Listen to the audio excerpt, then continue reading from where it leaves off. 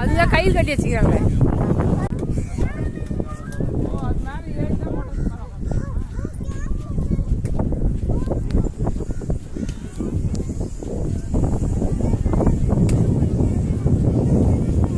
கேரளாவில் ஒரு ஐலாண்டு. இது வந்து ஆறு.